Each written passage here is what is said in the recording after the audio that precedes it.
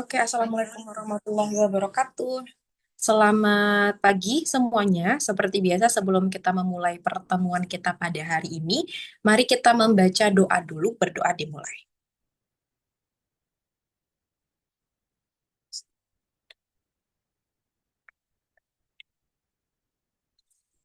Oke, berdoa selesai ya. Topik kita pada hari ini kita bahas materi fisiologi neonatus, kemudian nanti ngomongin masalah pubertas, diagnosa banding pada anak-anak yang pendek, kemudian kita ngomongin pH juga di sini ya, public health, di mana kita menghitung angka kematian pada anak nanti.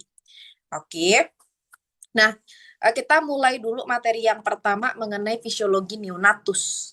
Nah, sedikit kakak buatkan skemanya dulu. Jadi di sini yang akan kita omongin itu ada tiga fisiologi neonatus. Yang pertama, fisiologi pada sirkulasinya, atau kalau sirkulasi berarti kita ngomongin kardiovaskular ya.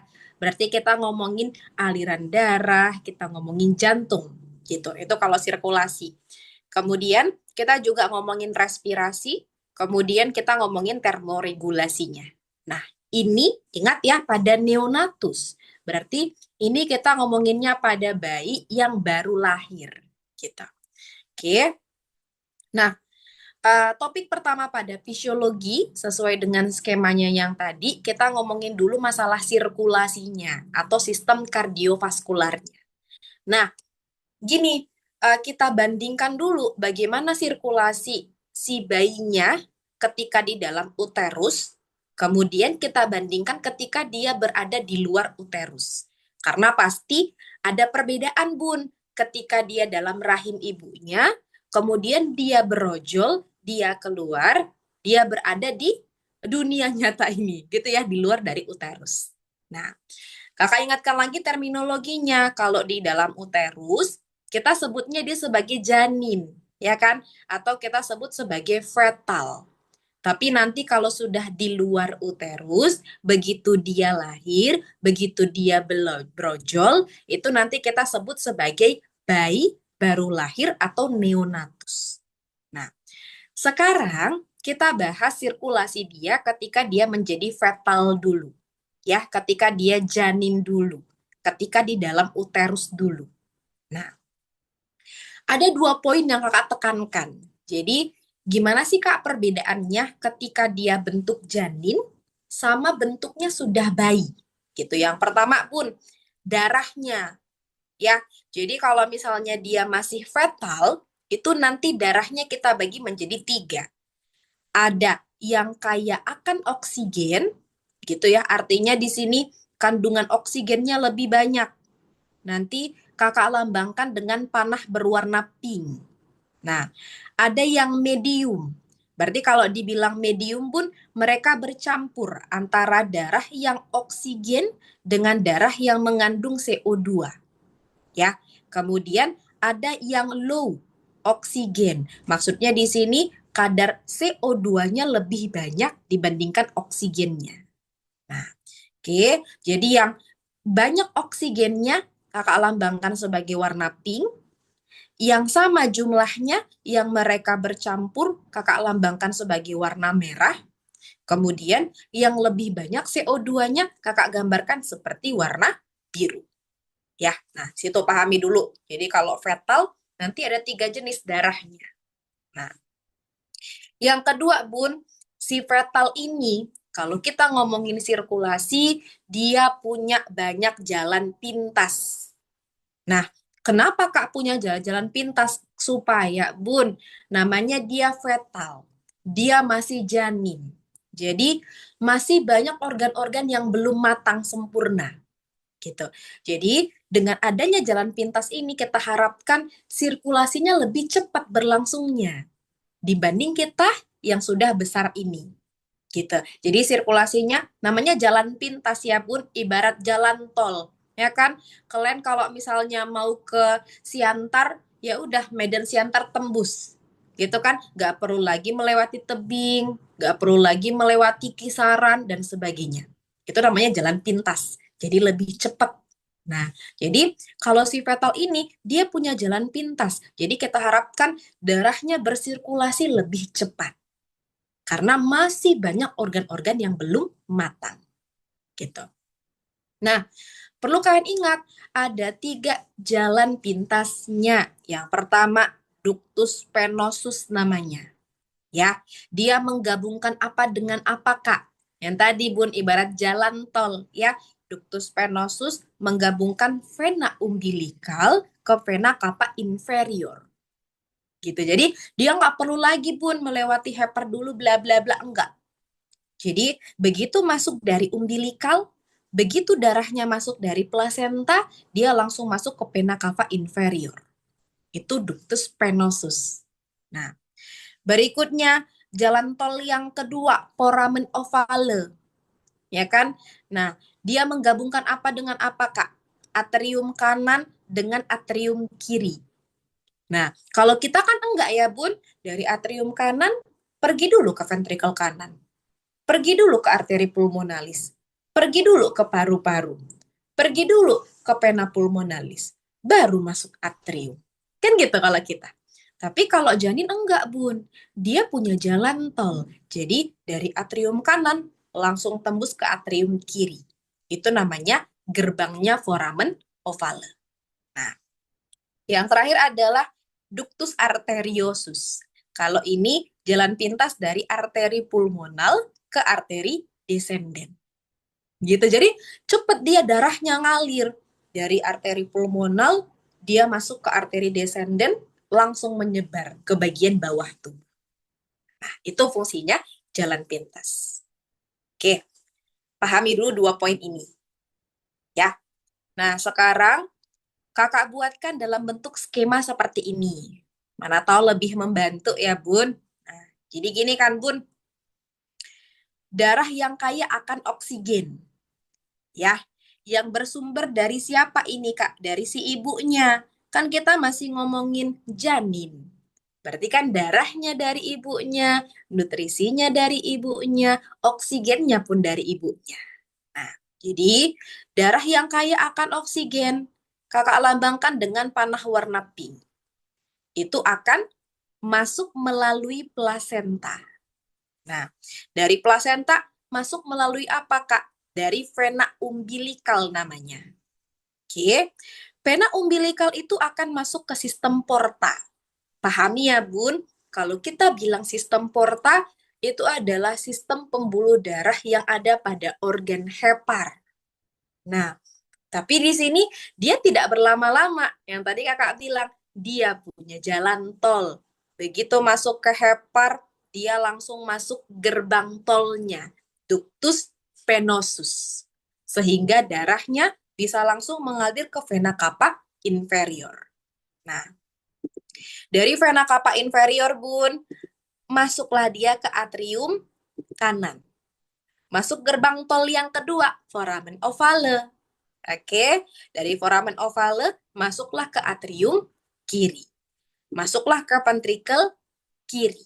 Kemudian masuklah dia ke aorta ascendent. Nah, yuk Bun, diingat kembali pas belajar kardio. Kalau kita bilang ascendent, berarti dia aorta yang naik ke atas. Maka dia pembuluh darah yang tugasnya mengalirkan darah yang kaya oksigen tadi ke bagian atas. Berarti di situ ada jantung, ada otak. Nah, gitu. Ya, sampai di sini ini semuanya masih darah yang kaya akan oksigen yang bersumber dari si ibunya. Sampai di sini dia sudah melewati 2 jalan tol. Ya, satu ductus venosus, satu lagi foramen ovale. Oke. Balik lagi. Darahnya udah nyampe, Bun, di otak. Berarti kan sudah dipakai sama jantung dan otak. Diingat kembali pas belajar kardio, berarti di sini ada pertukaran gas. Ya kan? Darah yang kaya akan oksigen akan ditukar menjadi darah yang kaya akan CO2. Ya, karena kan dia sudah sampai di jaringan, sudah dipakai darahnya, maka terjadilah pertukaran gas. Nah, maka di sini, Bun, darah yang bersumber dari atas ini kaya akan CO2. Nah, mau kemana dia, Kak? mau dibalikkan ke jantung lagi, Bun. Oke, berarti darah dari kepala, darah dari ekstremitas atas, pokoknya bagian-bagian atas yang oksigennya sedikit. Maksudnya di sini, Bun, oksigen sedikit berarti CO2-nya yang banyak, ya kan? Maka akan dimasukkan lagi ke vena cava superior. Nah, perhatiin, Bun, vena cava superior masuknya kemana? Sama-sama ke atrium kanan. Oke, tadi kita bilang darah yang kaya oksigen dari vena cava inferior masuk ke atrium kanan. Darah yang kaya CO2 dari vena cava superior masuk ke atrium kanan. Sama-sama di atrium kanan, berarti di sini, Bun, darahnya bercampur. Ya kan? Yang banyak oksigennya, yang banyak CO2-nya, kita campurkan di atrium kanan. Makanya di sini panahnya berubah jadi warna merah pekat. Karena di sini darahnya sudah bercampur. Ya, darah yang bercampur tadi akan masuk ke ventrikel kanan. Akan masuk ke atrium pulmonal. Nah, darah ini 90%-nya itu dia akan masuk ke yang namanya ductus arteriosus. Ingat, Bun, ini jalan tol lagi. Jalan tol yang menyambungkan arteri pulmonal dengan aorta descendens. Dari namanya, Bun, kalau kita bilang descendens artinya turun. Berarti ini pembuluh darah yang tugasnya mengalirkan darah ke bagian bawah tubuh. Nah, bedakan. Kalau tadi ascendant ke bagian atas. Kalau ini descendant ke bagian tubuh. Ya, maka dia memperdarahi tubuh bagian bawah. Kemudian nanti setelah selesai dipakai, dia akan menuju arteri umbilikal. Dari arteri umbilikal, maka dia akan dikembalikan lagi ke plasenta ibunya. Nah, gitu. 90%-nya, Kak. 10%-nya kemana? Ya udah, 10%-nya dipakai untuk organ paru. Karena kan ini arteri pulmonal kan, Bun? Dari namanya pulmonal, artinya paru. Dia pembuluh darah yang memperdarahi paru. Ya, jadi 90-nya masuk ke jalan tol, 10-nya lagi masuk ke paru-paru. Gitu. Nah, itulah kalau kita ngomongin sirkulasi pada janin atau fetus. Berarti sirkulasi pada bayi ketika masih dalam perut ibu. Oke. Kalau kalian mau lihat skema kayak gininya juga boleh. Nih, ini plasentanya tadi kan. Oke. Nih, ini umbilical vein. Oke. Masuklah darah itu ke dalam. Nah, perhatiin yang ininya ya, yang kakak garisin dulu. Masuklah ke sistem porta di hepar nih. Nah, tapi dia nggak ribet, nggak semuanya dijalaninnya. Dia lewat jalan tol nih, yang ini. Namanya kita sebut dengan ductus venosus. Udah, masuk dia ke vena cava inferior. Masuk dia ke atrium kanan. Tapi dia nggak ke ventricle, dia melewati jalan tol yang baru. Nih, namanya foramen ovale, langsung tembus ke atrium kiri. Nah, langsung dia masuk ke aorta bagian atas. Aorta bagian atas maka memperdarahi bagian jantung dan bagian otak. Nah, sampai di sini ini darah yang kaya akan oksigen. Oke. Terus yang tadi ya, dia sudah sampai, nah ini. Udah sampai dipakai di otak, dikembalikan lagi darahnya melalui vena cava superior. Nah, masuknya kemana? Ke atrium kanan lagi. Bukan atrium kiri. Atrium kanan baru masuk ke ventrikel kanan. Nah, ingat Bun, di sini mereka sudah bercampur yang kaya oksigen dengan kaya CO2. Makanya di sini Bun, darahnya warnanya merah marun. Merah pekat maksudnya kan. Udah, baru dia masuk ke arteri pulmonal Bun. Nih, pulmonary trunk. Kemudian dia akan masuk ke bagian ini. Aorta descendens, ke bawah dia alirannya. Maka dia memperdarahi bagian tubuh bagian bawah. Nah, ini yang dia bercampur CO2 dengan oksigen. Nah, gitu. Ya, berarti di sini tadi ya, boleh kalian highlight juga di sini.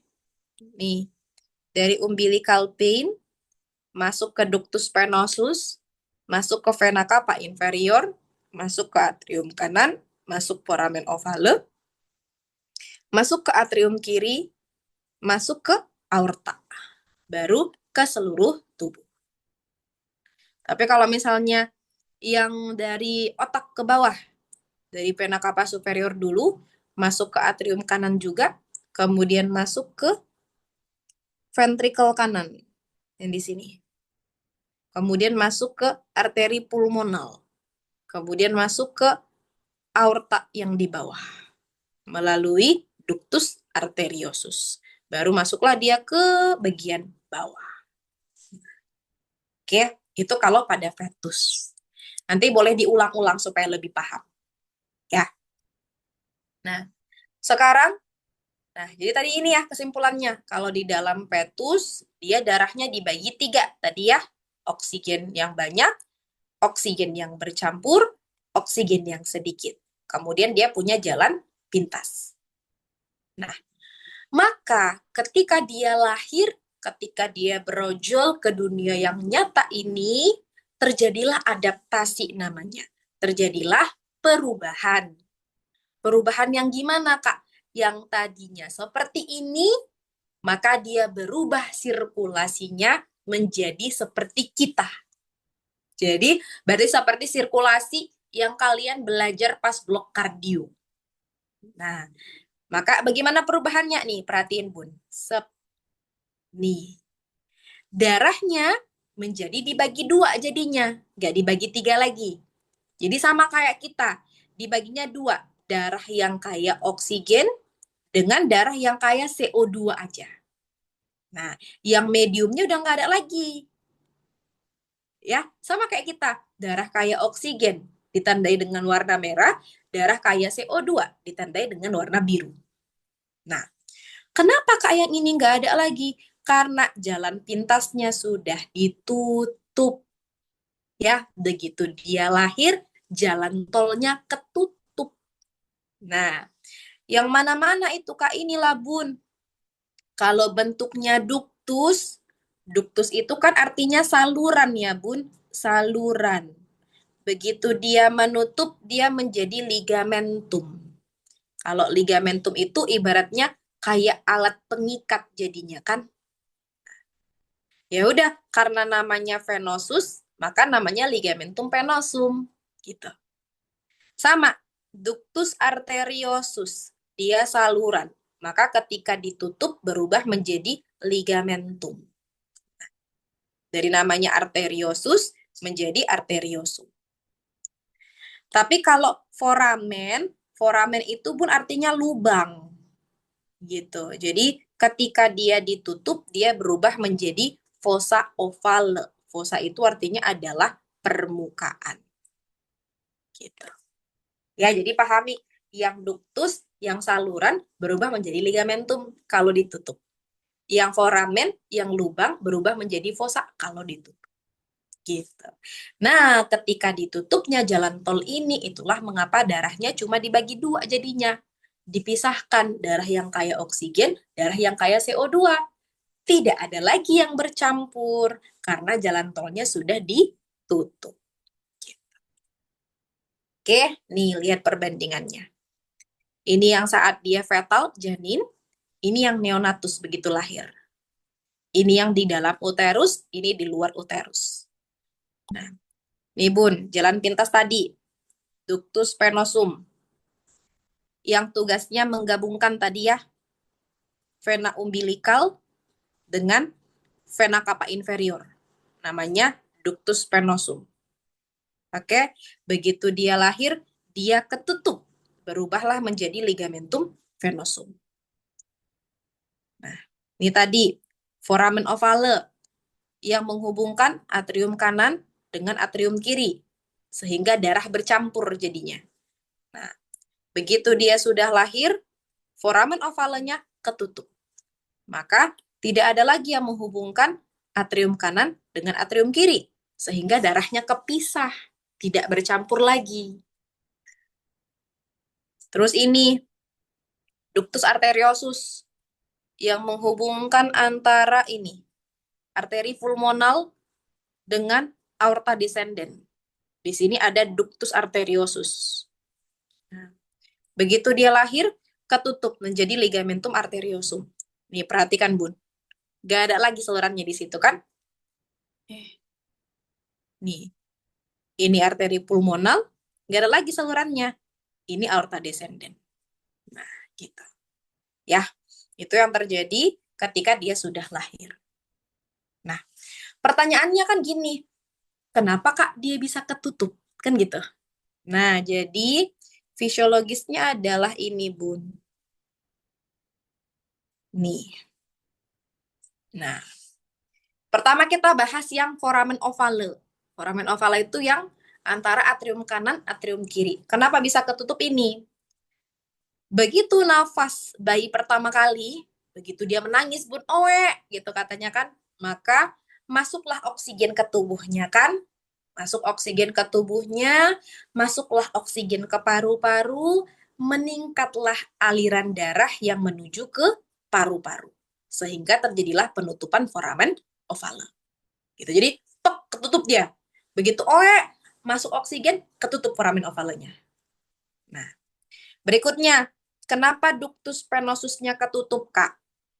Karena setelah lahir, resistensi vaskular paru menurun.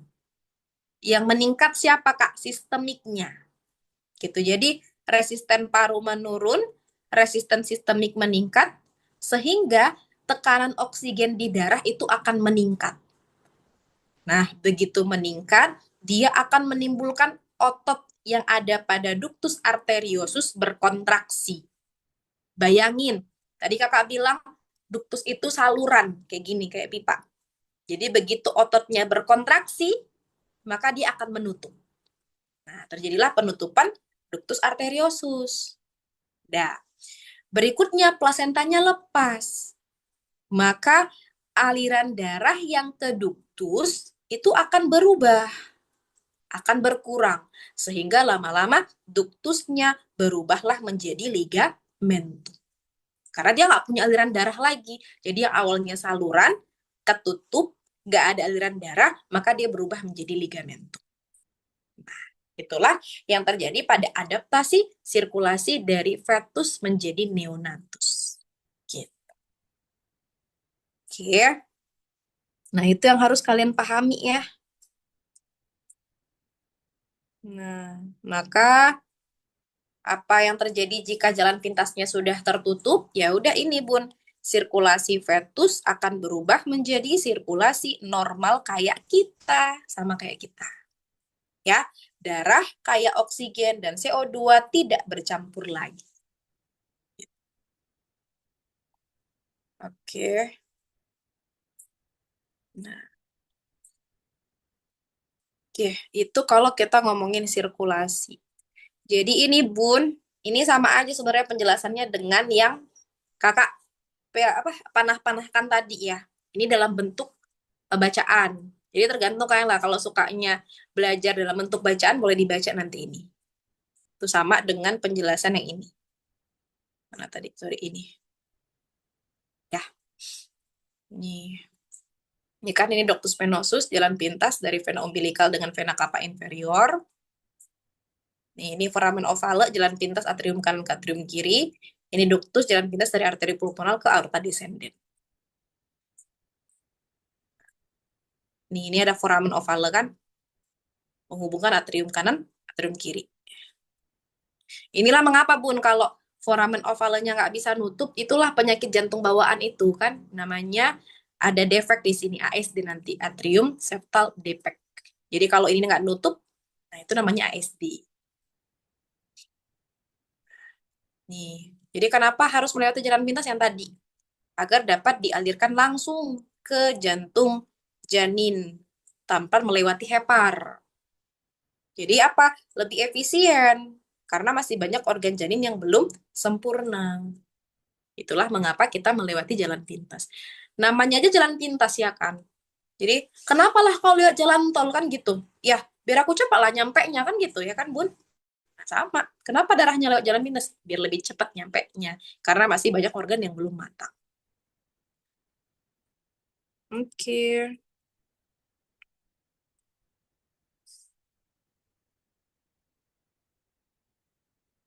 Oke. Baik, sampai di sistem sirkulasi. Ini fisiologi sistem sirkulasi. Ada yang mau didiskusikan nggak? Sampai di fisiologi sirkulasi dulu. Sebelum kita lanjut yang fisiologi respirasi.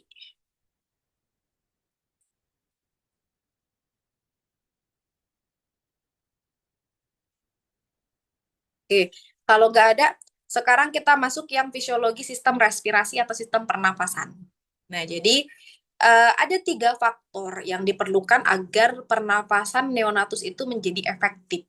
Yang pertama, aliran darah pulmonalnya harus adekuat, ya kan? Karena kan dari pulmonal, Bun, baru masuk ke paru kan. Ya, jadi supaya parunya bernapas dengan mantap, maka darah yang ada pada pulmonalnya juga harus mantap gitu. Yang kedua, jumlah surfaktan. Jadi, Bun, apa sih Kak surfaktan itu?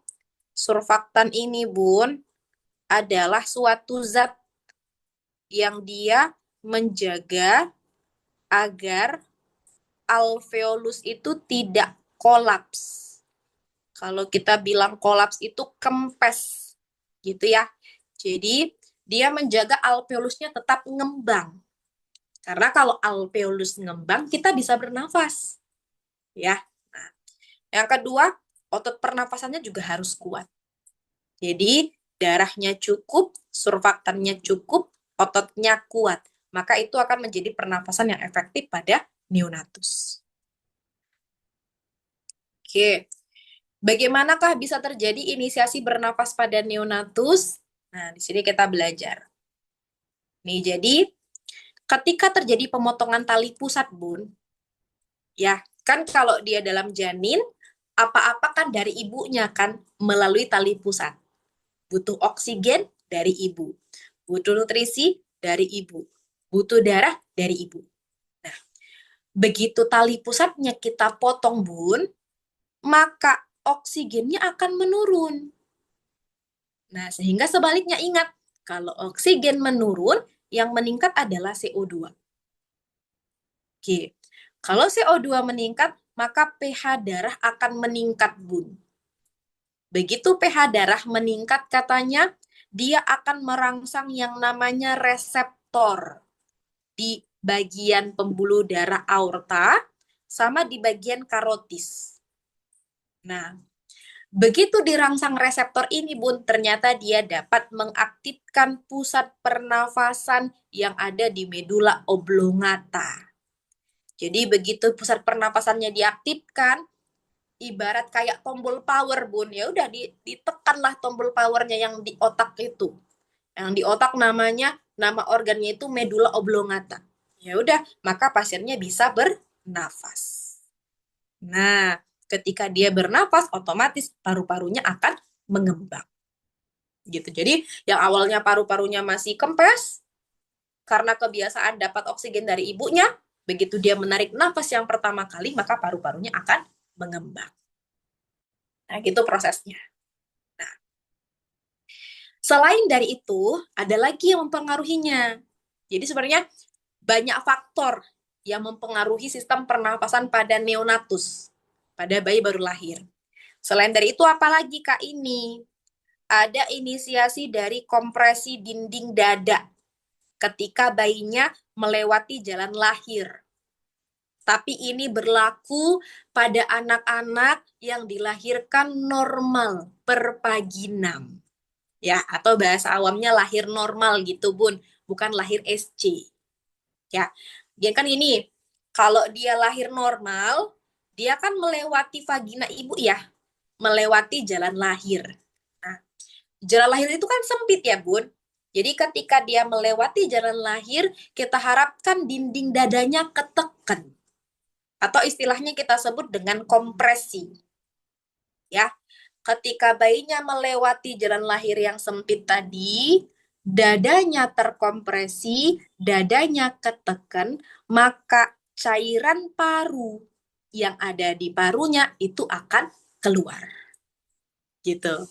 Ya, jadi ternyata Bun, ketika dia masih janin, paru-parunya itu ada airnya. Nah, jadi kita harapkan begitu dadanya ketekan, paru-parunya keluar. Paru-parunya keluar. Cairannya keluar. Kalau cairannya keluar, maka diganti dengan udara. Sehingga paru-parunya akan mengembang. Ya, jadi ada dua proses tadi kan. Yang pertama yang ini, yang kedua yang ini. Sehingga mendukung paru-paru menjadi mengembang. Nah, ketika paru-paru mengembang, dia kan nangis tuh. Yang kemarin kita cerita pas resusitasi. Tanda bayi bernafas adalah dia menangis. Ya. Jadi begitu paru-paru mengembang, dia menangis. Nah, kan ini masih sepertiganya kan, Bun? Ibaratnya gini lah kakak buat ini paru-paru. Nah, ini sepertiga, udah keluar dia. Sudah keluar. Kan masih ada sisanya ya. Nah, sisanya ini akan keluar begitu bayinya menangis. Nah, gitu. Jadi yang sepertiganya keluar ketika dia melewati jalan lahir. Sisanya akan keluar begitu bayinya menangis. Nah, keluarnya kemana Kak? Dimuntahkannya? Enggak, Bun. Dia masuk ke sistem limpatik tubuhnya. Gitu. Ya. Nah, atau kira-kira kesimpulannya begini. Ya. Sebenarnya kalau kita ngomongin bagaimana respirasi pada neonatus, itu ada 4 stimulus yang mempengaruhinya. Yang pertama namanya semikal. Semikal itu yang tadi, Bun, yang kita cerita. Oksigennya turun, CO2-nya meningkat, pH-nya meningkat. Yang itu yang tadi. Sehingga dia mengaktifkan kemoreseptor di aorta dan karotid, dia mengaktifkan respiratori yang di medula, kemudian terjadilah kontraksi pada diafragma, maka si bayinya bernafas. Nah, itu kalau yang semikal. Nah, kalau yang sensori gimana? Ini yang kemarin Bun kita cerita pas resusitasi. Kenapa sih Kak kita harus menggosok-gosok bayi, memberikan rangsangan, memberikan stimulus? Nah, maka itu termasuk ini Bun, termasuk ke dalam sensori stimulus. Jadi, ketika kita touch, berarti kita sentuh-sentuh atau diberikan stimulus pain, kita sentil-sentir, ternyata itu juga dapat mengaktifkan pusat respiratori yang ada di medula.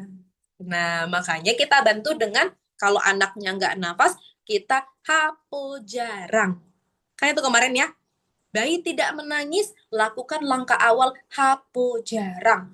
Rangnya itu berikan rangsangan. Tepuk-tepuk, gosok-gosok, sentil-sentil.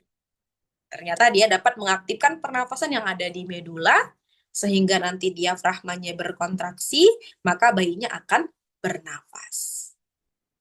Nah, ada juga thermal stimulus. Kalau kita bilang thermal berarti suhu. Jadi ternyata suhu yang dingin itu akan mengaktifkan reseptor suhu, balik lagi dia mengaktifkan reseptor respirasi yang ada di medula. Sehingga diafragmanya berkontraksi, maka bayinya bernafas. Nah, itulah mengapa kalau bayi baru lahir itu kan langsung dingin kan, Bun? Ya, kan awalnya dia di dalam perut ibunya hangat-hangat gitu. Begitu dia lahir, dingin. Dunia yang fana ini ternyata rasa dingin bagi dia. Maka ketika dia dapat stimulus yang cold, maka dia akan bernafas. Gitu. Jadi jangan heran, kenapa Kak bayi baru lahir langsung nangis ya? Ya iyalah Bun, kan ada thermal stimulus, ada chemical stimulus gitu. Nah, yang terakhir mechanical stimulus. Yang ini yang tadi yang kita cerita pas dia di jalan lahir. Nah, yang tadi Bun ada kompresi pada dadanya. Ya, sehingga cairan di paru keluar. Sehingga udara masuk. Udara masuk ini kita sebut dengan pasif inspirasi. Nah, ketika udara masuk, maka bayinya akan bernafas. Paham ya? Kak, kenapa dibilang pasif inspirasi? Kan gini, Kakak rasa udah lewat blok pulmo kan? Inspirasi itu kan proses udara masuk ke paru-paru. Nah, itu dibagi dua, aktif pasif. Kalau aktif tuh kayak kita, Bun. Tarik nafas kita sendiri kan? Nah, itu namanya aktif. Nah, ini kenapa pasif? Karena sumbernya dari sini. Bayinya bayinya bukan narik nafas sendiri, Bun. Enggak. Begitu dia lewat jalan lahir, dadanya terkompresi, cairannya keluar, udaranya masuk sendiri. Dia nggak narik nafas, tapi udaranya masuk sendiri. Makanya disebut dengan pasif inspirasi, maka muncullah pernapasan. Gitu. Ya. Nah, ini kalau kita cerita yang fisiologi pernafasannya. Oke. Berarti udah 2 poin hari ini ya. Fisiologi sirkulasi sama fisiologi pernafasan. Oke. Sampai di fisiologi pernafasan. Ada yang mau didiskusikan nggak, Bu? Kalau fisiologi pernafasan, kakak sarankan langsung belajar dari sini sih, lebih enak. Karena dia langsung skema, ada 4 stimulus dia kan. Oke, baik. Sekarang kita lanjut ke fisiologi termoregulasi atau perubahan suhu. Ini juga penting ya, Bun. Jadi jangan sampai kalian kecolongan bayi baru lahir tapi kita nggak memperhatikan suhu tubuhnya. Rupanya dia udah hipotermi. Ya, hati-hati. Jadi, bayi baru lahir itu cenderung hipotermi, Bun. Kedinginan. Ya, karena tadi, bayangin awalnya dia di dalam uterus dikeluarin. Masuk ke dunia kita yang fana ini. Langsunglah kedinginan dia hipotermi. Ya. Nah, kenapa sih Kak? Ada 2 faktor. Yang pertama, memang kontrol temperaturnya masih lemah, gitu ya. Namanya kan bayi baru lahir ya, masih lemah. Di mana sih Kak kontrol temperatur itu? Di bagian otak namanya hipotalamus. Gitu. Jadi hipotalamusnya belum matang. Atau dia gampang kehilangan panas. Jadi ada dua faktor yang mempengaruhi kenapa bayi itu gampang hipotermi. Yang pertama, memang karena hipotalamusnya belum matang, jadi kontrol temperaturnya belum oke. Yang kedua, dia memang gampang kehilangan panas. Jadi beda sama kita, Bun. Kalau kita begitu kita kedinginan, langsung hipotalamus tuh bertindak. Gimana caranya membuat kita jadi hangat? Gitu dia, langsung bertindak. Nah, itulah mengapa contoh nih, Kak, kenapa ya kalau aku kedinginan aku tuh menggigil? Nah, itu karena respon hipotalamus, Bun. Dimana kalau kalian menggigil, kalian akan menghasilkan panas tubuh yang tujuannya untuk menghangatkan kalian. Nah, si bayi belum punya itu. Hipotalamusnya belum matang, jadi dia gampang hipotermi. Tuh. Terus yang faktor kedua, dia gampang kehilangan panas. Dia begitu diletakkan di tempat yang dingin, langsung hipotermi. Dia nggak diselimutin, langsung hipotermi. Beda sama kalian kan udah bebal kan. Udah bebal kalian. Kalau kalian mau tidur lantai pun nggak apa-apa, tidur di ruangan ber-AC pun nggak apa-apa kan gitu kalau kita udah dewasa. Nah, kalau bayi enggak, dia gampang kehilangan panasnya. Oke. Jadi, nih, kenapa Kak bayi itu gampang kehilangan panas beda sama kami yang bebal ini gitu ya. Nih, jadi nanti dia ada empat jenis cara dia kehilangan panasnya. Yang pertama, evaporasi namanya. Evaporasi itu kan menguap ya, Bun. Ya. Jadi begitu dia lahir langsung menguap ya. Jadi yang awalnya dia lahirnya basah, airnya menguap sehingga bayinya kedinginan. Nah, kalau konveksi ini Kakak highlight dulu ya. Kalau evaporasi karena menguap. Kalau konveksi karena dia berada pada ruangan yang dingin. Ya, sehingga dia kehilangan panasnya, maka dia menjadi hipotermi. Kalau konduksi, ketika dia kontak langsung dengan sesuatu yang dingin. Contohnya timbangan, sehingga dia kehilangan panasnya, dia menjadi hipotermi. Kalau radiasi, ketika bayinya didekatkan pada jendela atau dinding yang dingin. Sehingga dia kehilangan panasnya, dia menjadi hipotermi. Jadi ada 4 proses bayi kehilangan panas. Ada namanya evaporasi, ada namanya konveksi, ada namanya konduksi, ada namanya radiasi. Nih kita lihat gambarnya. Nih, ini evaporasi, menguap dia. Nih. Oke, ini konduksi ini, kalian tempel dia di timbangan. Dingin lah, Bun. Nah, terus, sorry.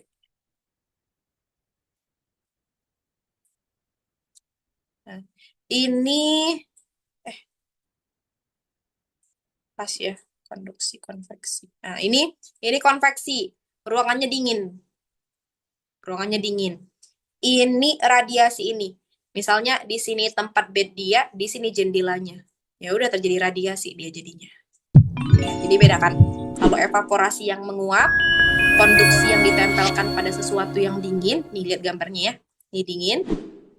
Nah, konveksi ditempatkan di ruangan yang dingin. Nih, lihat panahnya, dingin-dingin nih ruangannya. Radiasi dia didekatkan pada jendela atau dinding yang dingin. Itu radiasi. Ya. Oke. Nah, maka bagaimanakah caranya supaya dia tidak kehilangan panasnya? Ya udah inilah bun caranya. Nah, misalnya untuk menghindari proses konduksi, ya udah kita pakaikan selimut. Untuk menghindari konveksi, konveksi itu kan yang ditempatkan pada ruangan dingin. Ya udah pastikan temperatur ruangannya 26,6 ke atas atau letakkan dia pada inkubator. Supaya tidak terjadi radiasi, tempatkan dia di infant warmer. Nah, supaya tidak terjadi evaporasi. Contohnya, kalau pada bayi-bayi yang prematur, itu bisa kita masukkan dia pada plastik. Plastik bag. Tapi bukan plastik kresek ya, ada plastiknya sendiri tuh nanti. Di ruangan NICU, kalian boleh lihat nanti. Ya, ini cara-cara untuk menghindari konduksi, menghindari konveksi, menghindari radiasi, menghindari evaporasi. Oke. Sebenarnya gampang sih, Bun. Kan gini ya. Kalau konduksi, itu kan karena dia nempel pada sesuatu yang dingin ya. Ya udah kasih selimut dulu gitu. Kalau konveksi karena ruangan yang dingin, ya udah maka setel temperatur ruangannya atau masukkan dia di infant warmer. Nah, radiasi pun begitu kan, karena dia dekat dengan jendela, ya udah masukkan dia ke infant warmernya itu. Evaporasi, kalau misalnya bayinya nanti prematur, boleh bungkus pakai plastik.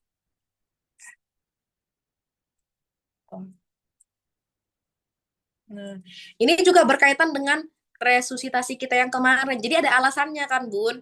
Kalau apo jarang, yang rang tujuannya apa, Kak? Supaya dia bernafas.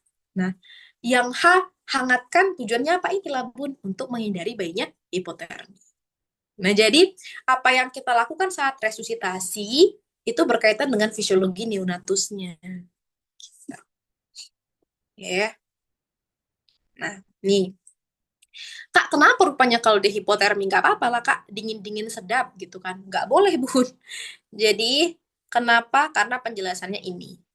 Ya, ketika nanti dia kedinginan, ternyata dia dapat meningkatkan metabolisme namanya lemak coklat, Bun. Ya. Kalau terjadi metabolisme lemak coklat ini, maka akan meningkatkan penggunaan gula dalam tubuhnya.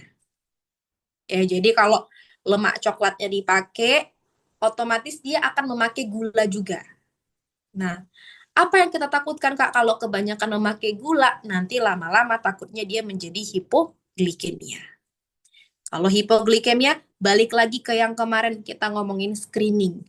Kalau dia hipoglikemia yang keterusan, maka akan mengakibatkan kerusakan pada otaknya. Nah, atau begitu terjadi metabolisme lemak coklat, maka akan terjadi peningkatan konsumsi oksigen. Kalau terjadi peningkatan konsumsi oksigen, terjadi peningkatan respiratory rate. RR-nya meningkat, berarti di sini dia sesak nafas. Berarti kalau sesak nafas, bayinya akan mengalami distress. Nah, itulah mengapa fungsi hangatkan. Tujuannya mencegah hipoglikemia, mencegah anaknya menjadi distress. Nah, ketika nanti respiratory rate meningkat, maka terjadi vasokonstriksi pada arteri pulmonal. Bayangin, kalau dikatakan vasokonstriksi bun, pembuluh darahnya menyempit. Kalau pembuluh darah menyempit, maka oksigen yang masuk ke jaringan akan berkurang. Kita sebut dengan hipoksia. Nah, kalau sudah hipoksia, lama-lama apa? Bayangin ya, oksigennya menurun. Oksigennya menurun. Ingat kembali, kalau kita ngomongin metabolisme, Bun. Metabolisme itu membutuhkan oksigen supaya dihasilkan ATP, supaya dihasilkan energi. Nah, kalau oksigennya tidak ada, maka akan terjadi yang namanya proses anaerobik. Anaerobik itu adalah metabolisme yang tidak menggunakan oksigen. Nah, efeknya apa rupanya, Kak, kalau dia nggak pakai oksigen? Akan menyebabkan asidosis metabolik. pH-nya akan menurun, maka nanti anaknya akan semakin sesak nafas. Gitu. Ya, jadi kelihatannya sepele kan, ternyata banyak efeknya. Ya, jadi begitu bayinya hipotermi, nanti dia bisa distres nafas, nanti bisa menjadi metabolik asidosis. Begitu bayinya hipotermi, nanti dapat menyebabkan keadaan hipoglikemia. Itulah mengapa pada resusitasi kita melakukan langkah awal hapojarang, hanya hangatkan. Gitu. Ya. Oke. Pak, kenapa sih terjadi metabolisme ini? Lemak coklat karena usaha tubuh bayinya menciptakan panas. Karena kalau lemak itu kan fungsinya kan menghangatkan tubuh kan, Bun? Ya, makanya kalau ada teman kalian yang banyak lemak, itu biasanya lebih nggak kedinginan. Karena memang dia menghangatkan. Nah, jadi kenapa saat bayi kedinginan terjadi metabolisme lemak coklat ini? Untuk usaha memberikan kehangatan pada bayinya. Tapi kalau ini berlebihan, yang terjadi yang tadi, Bun, distress, metabolic acidosis, dan juga hipoglikemia. Ya, oke. Selesai kita ngomongin masalah fisiologi neonatus, ada 3. Sirkulasi, kemudian respiratori, kemudian hipotermi atau termoregulasi. Ya, oke. Tapi Kak ingetin ya, di antara yang 3 ini Kak, yang mana yang paling penting sekali kalau kita ngomongin neonatus ini ya Bun? Yang paling krusial itu kalau kita ngomongin respirasi, ini yang paling penting. Ya, jadi banyak kematian neonatus masalahnya bukan di sini, tapi respirasinya. Beda sama dewasa. Kalau dewasa kebanyakan karena masalah sirkulasi. Contoh pasien-pasien yang serangan jantung, sirkulasinya terganggu, meninggal. Nah, tapi kalau misalnya dia bayi enggak, Bun. Bukan sirkulasinya yang berhenti enggak, tapi respirasinya yang menyebabkan dia meninggal. Gitu. Jadi ada bayi baru lahir, enggak nafas-nafas, enggak menangis, respirasinya tidak adekuat, meninggal. Ya, makanya di antara yang 3 ini yang mana yang paling krusial, Kak? Respirasi. Oke? Oke. Makanya, nah ini biar kalian lebih nyambung gitu loh, Bun, mengaitkannya dengan resusitasi. Itulah mengapa pas resusitasi bukan kompresi duluan kan yang kita lakukan. Bayi nggak menangis, hapo jarang, tetap tidak menangis, kita pilih PTP kan, Bun. Nah, PTP di ambu kasih pernafasan. Bukan RJP, bukan kompresi. Karena balik ke sini fisiologisnya. Karena yang paling penting tuh respirasinya dulu kita amankan. Nah, beda sama dewasa kan. Kalau dewasa Kak, apnu, tidak bernapas. Kan langsung kita RJP 30, 2 kali bantuan nafas. Kan gitu. Anak-anak enggak. Tetap respirasi dulu. PTP dulu kita duluan. Tapi kalau masih di bawah 60, baru masukkan kompresinya. Nah, itu lagi kaitannya. Ya. Jadi kalau belajar fisiologis tuh enaknya kalian kaitkan dengan klinisnya gitu, biar lebih nyambung ya. Oke. Nah, udah habis ini materi kita tinggal dikit-dikit ini. Sampai di sini kira-kira ada yang mau dibahas nggak? Hari ini materi beratnya di fisiologis aja, sisanya gampang.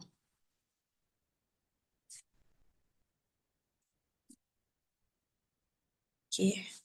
Kalau tidak ada,